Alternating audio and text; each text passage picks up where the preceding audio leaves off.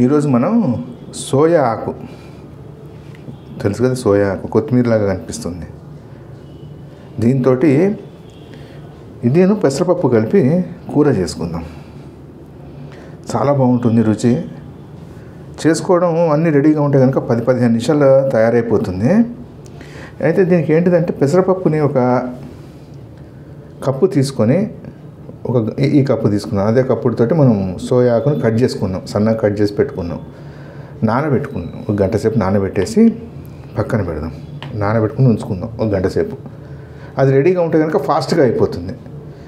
Soya ఆకుని తీసుకొని అది కట్ చేసి సన్నగా కట్ చేసి పెట్టుకుందాం. దీనికి నెయ్యి వాడదాం. నెయ్యి వేస్తే రుచి సూపర్ ఉంటుంది.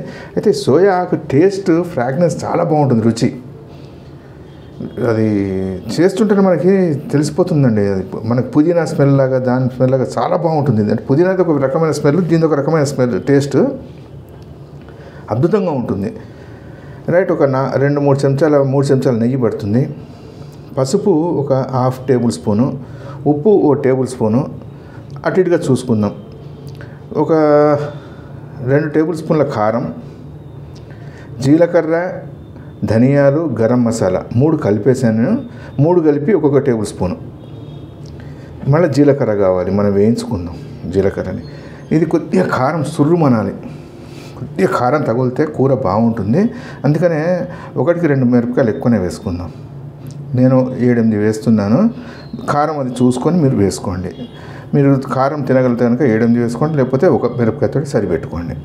టమాటాని కట్ చేసుకొని 1 కప్పు గ్రైండ్ చేసి పెట్టుకున్నాం, మెత్తగా గ్రైండ్ చేసి పెట్టాం. ఉల్లిపాయలు అదే క్వాంటిటీ తోటి ఉల్లిపాయలని కూడా గ్రైండ్ చేసి పక్కన పెట్టాం. రైట్. మనం నూనె వేసి ఈ ప్రాసెస్ని మొదలు పెడదాము. ఈ లోపల మీరు ఛానల్ సబ్స్క్రైబ్ చేసుకొని వీడియోని షేర్ చేసి ఒక లైక్ కొట్టిరండి. అయితే ఈ సోయా కర్రీ మీకు చపాతీ, పుల్కా, దోశ, రైస్, మసాలా రైసులు అన్నింటిలో బాగుంటుంది. మనం భోజనం కూడా మామూలుగా చేసుకుని తినచ్చు. రైట్. నేనైతే ఇది వండే కార్యక్రమాలకు దిగుతాను. మీరు సబ్స్క్రైబ్ చేసుకొని లైక్ కొట్టి షేర్ చేసి రండి.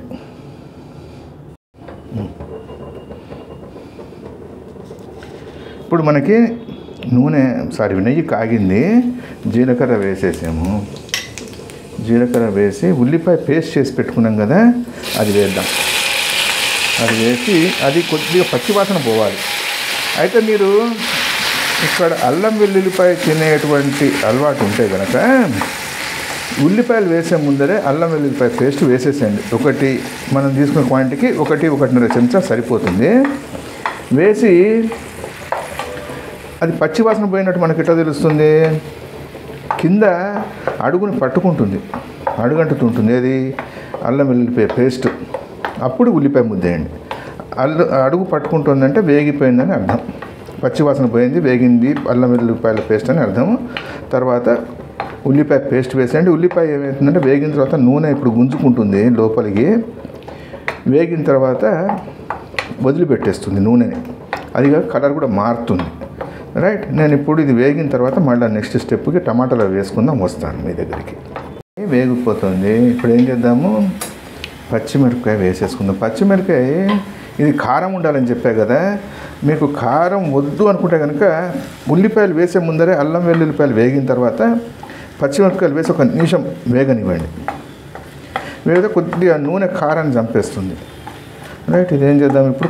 1 నిమిషం ఆగి టమాటా గ్రైండ్ చేసి పెట్టుకున్నాం కదా, అది వేసేసుకుందాం. 1 నిమిషం.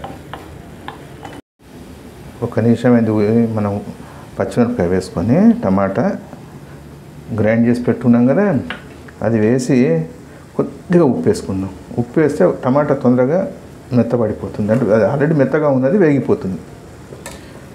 రైట్. కలిపేసుకొని ఏం చేద్దామంటే దీంట్లో ఇది కొద్దిగా 1 నిమిషం వేగిన తర్వాత ఇది పచ్చివాసన వదిలిపెట్టే టైంలో ధనియాల పొడి అవి ఉన్నాయి కదా, అవి వేసేద్దాం. ఇప్పుడు ఏమైంది? టమాటా కూడా వేగిపోయింది కదా. ఏం చేద్దాం? కారం వేసేద్దాం. కారం, పసుపు వేసేద్దాం. ధనియాలు, జీలకర్ర, గరం మసాలా పౌడర్ వేసేద్దాం. వేసి ఒక గిన్నెలో వేడి నీళ్ళు పెట్టుకొని పక్కన పెట్టుకోండి. ఇది వేసిన తర్వాత దగ్గరికి అవుతుంది, ఆ నీళ్ళని వేసుకుందాం. అయితే ఇక్కడ ఏంటిదంటే పచ్చిమిరపకాయలు మనకి ఈ కూరతో పాటు వేస్తే మనం ఉల్లిపాయలు వేగిన తర్వాత వేసాం కదా, ఉడుకుతుంది. ఉడికి కారాన్ని మంచిగా స్ప్రెడ్ చేస్తుందండి, బాగుంటుంది. కారం తినలేము అనుకుంటే కనుక ఉల్లిపాయలు ముందర వేసి వేయించుకోండి. రైట్, ఇప్పుడు నేను కొద్దిగా వేడి నీళ్ళు పోసుకుంటుంది. దీంట్లో వేడి నీళ్ళు పోసిన తర్వాత ఒక 2 నిమిషాలు చూద్దాం, ఉడుకుతుంది. పచ్చివాసన ఇవన్నీ పోతాయి. పచ్చివాసన పోయిన తర్వాత సోయా ఆకు వేసేసుకుందాం. ఇప్పుడు ఏమైంది, ఆ మిశ్రమం అంతా ఉడుకుతుంది కదా, పెసరపప్పుని వేసేసుకుందాం. కప్పు పెసరపప్పు తీసి పెట్టాం కదా, వేసేసుకొని పెసరపప్పుని మంచిగా ఒక 2-3 నిమిషాలు వదిలిపెడితే అది కూడా మెత్తబడిపోతుంది. ఆల్రెడీ అది పెసరపప్పు. ఇప్పుడు ఒకసారి కలిపేసుకొని ఒక 2-3 నిమిషాలు వదిలిపెట్టేద్దాం. వదిలిపెడితే మెత్తబడుతుంది. పెసరపప్పు మెత్తబడుతుంది. ఇప్పుడు ఏం చేద్దాము, సోయా ఆకు మనం తీసి పెట్టుకున్నాం కదా, కప్పు వేసేసుకుందాం. వేసి చక్కగా కలుపుకుందాం. కలిపేసి మూత పెట్టేద్దాం. ఒక్కసారి ఉప్పు వేసే ముందర సరి చూసుకుందాం. ఏది, సోయా ఆకు వేసే ముందర కమ్మగా వస్తుంది వాసన. ఉప్పు సరి చూసుకొని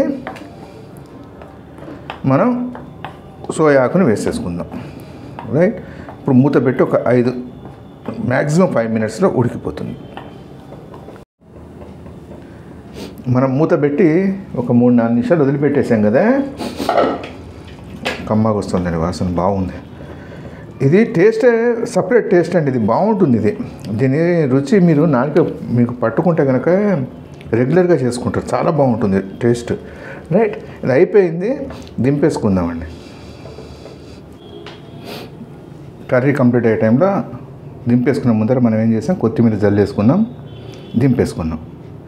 రైట్, ఇది వేడివేడిగా చపాతీలతో తిని చూడండి. చపాతీ, దోశ, రైస్ సూపర్ ఉంటుంది. ఇది మీడియం లో ఫ్లేమ్లో చేసుకోండి, తొందరపడి హై ఫ్లేమ్లో పెట్టకండి. కొద్దిగా కారం తగలినండి. కారం తినవలసిన కారం తినమని చెప్తాను, వద్దన్నవి చప్పగా ఉంటాయని చెప్తాను. ఇది కారంగానే తినాలి. ఇది కొద్దిగా నోటికి కారం తగిలితే రుచి బాగుంటుంది. రైట్, ట్రై చేయండి, ఎలా ఉందో కామెంట్ చేయండి. మరో మంచి వంటతో మడగలుద్దాం. థ్యాంక్స్.